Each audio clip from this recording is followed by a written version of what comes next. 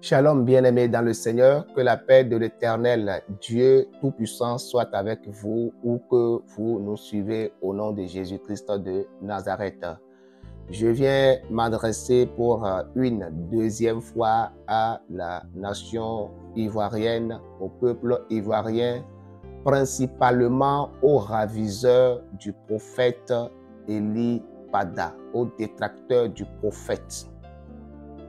J'ai donné un message sur ce qui allait arriver sur le pays et surtout sur ses détracteurs s'il n'est pas relâché dans les jours qui suivent. Je crois le 12 février passé, j'ai donné le message. Si vous n'avez pas eu peut-être la grâce de suivre le message, je vous mets le lien dans la description. Ici, voilà, dans ce message, je parlais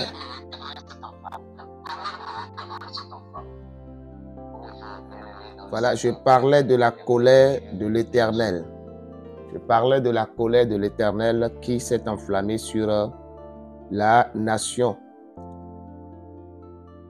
et principalement contre certaines personnes qui sont en train de faire souffrir ses serviteurs. Dieu n'est pas d'accord pour ce que vous êtes en train de faire et la colère de Dieu s'est levée et j'ai donné cela dans ce message. Il y a l'épée dans la main prête à frapper. Donc, et je l'avais dit il y a de cela 2 semaines aujourd'hui. Et si je reviens sur ce message, c'est pour attirer l'attention de plusieurs personnes. Peut-être que cette vidéo ne vous est pas parvenue parce qu'elle n'a pas fait beaucoup de vues.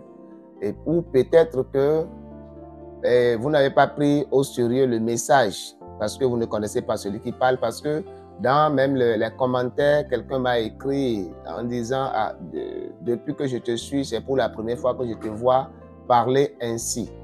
Voilà, donc peut-être que vous n'avez pas pris ça au sérieux. Je voudrais rappeler à chaque personne, à chaque Ivoirien, les Ivoiriens en particulier, prier pour vraiment la paix pour ce pays.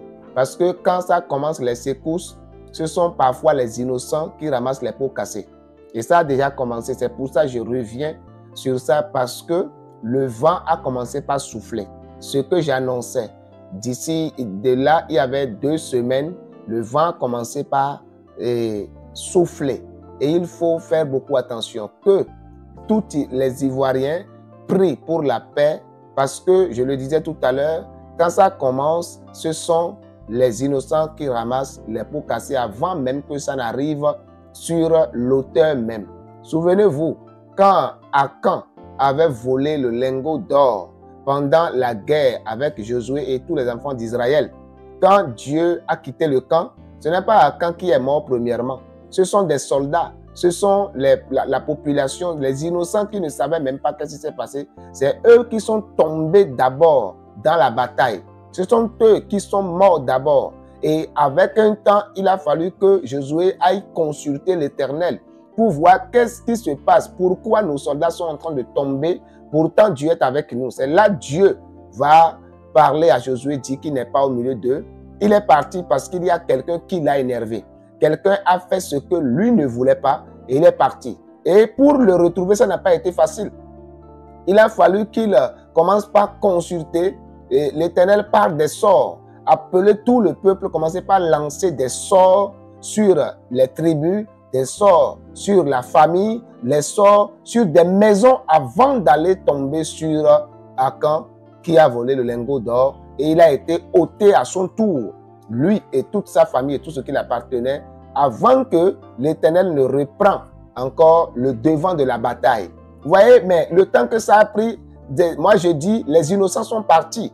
Donc c'est pour ça qu'il dit que tout Ivoirien prie pour la sécurité, pour sa sécurité, prie pour sa paix, prie pour sa protection, pour que quand celui qui a l'épée dans la main va commencer par frapper, parce que les raviseurs et les détracteurs de ces hommes de Dieu ont refusé de les relâcher au temps convenable, que le peuple soit préservé de tout malheur. Sans quoi, ça commencera d'abord par le peuple, par la destruction des biens du peuple, par la vie du peuple avant d'arriver sur ses raviseurs et ses détracteurs.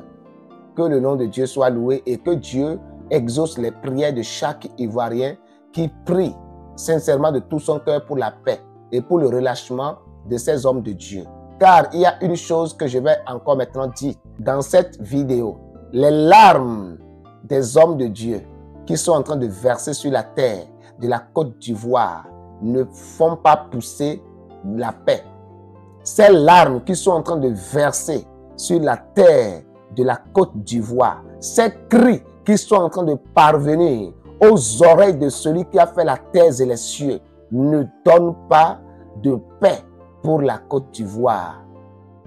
Et Jésus va dire, Jérusalem, Jérusalem, combien ai-je voulu te rassembler comme une poule rassemble ses poussins sous ses ailes, mais tu ne l'as pas voulu. Que ça ne soit pas ainsi pour toi, Côte d'Ivoire.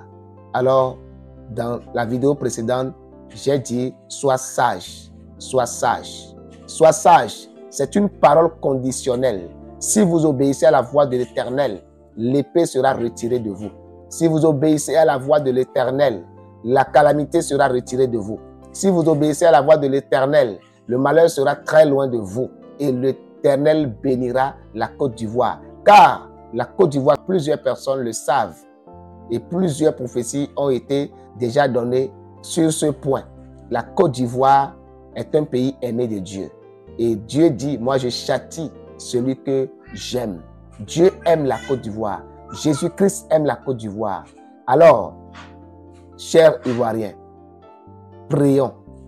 Prions et que Dieu épargne le malheur et que ce vent qui a commencé par souffler n'aille pas loin, que ce vent s'éteint au nom de Jésus-Christ.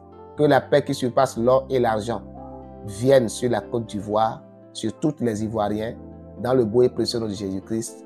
Amen. Shalom.